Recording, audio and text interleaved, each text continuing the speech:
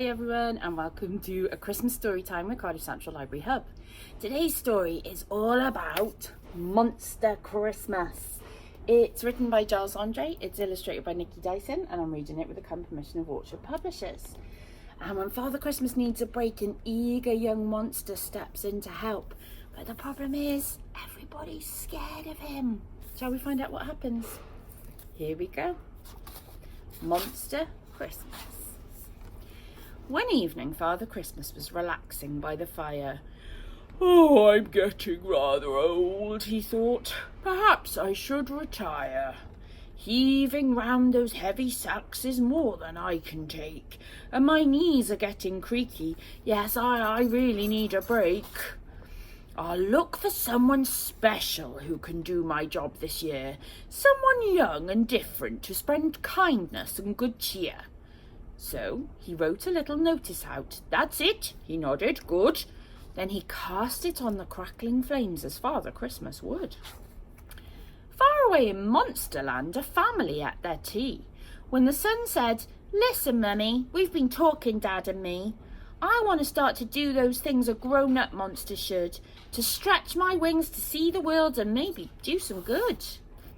Just when he'd finished speaking, something drifted through the air.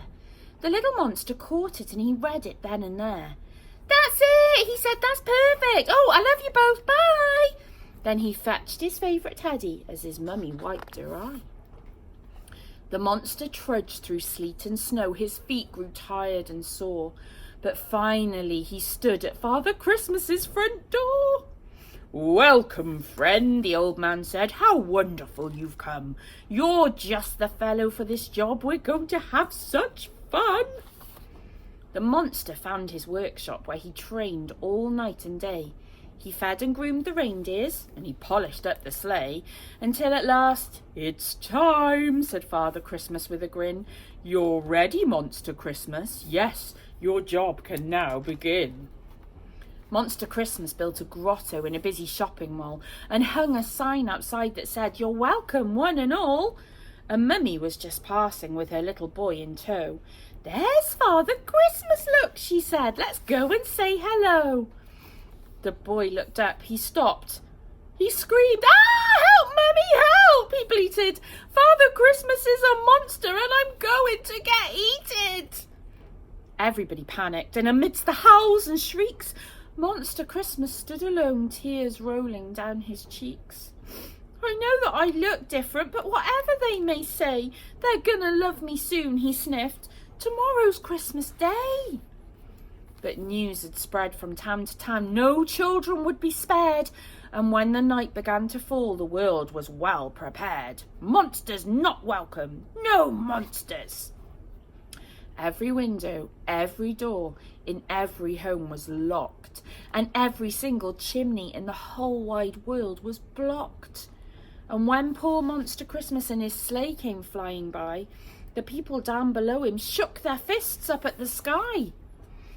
"Let's go," his reindeer shouted. "We're done. That's it. Enough. No one wants to see you, and we're running out of puff." Inside an icy igloo on the far edge of the world, where the land becomes the ocean, lay a lonely little girl. And as she slumbered softly, all cosy, safe and sound, a monster tumbled through the roof and landed on the ground. She didn't scream, she didn't run. She knew he meant no harm. Instead, she took him gently and she held him in her arms. "Wake up, lovely monster, and I'll be your friend," she said. Then she sung him songs, jingle bells, and she kissed him and she softly stroked his head. And slowly, very slowly, as the moon lit up the sky, Monster Christmas raised his head and opened up one eye.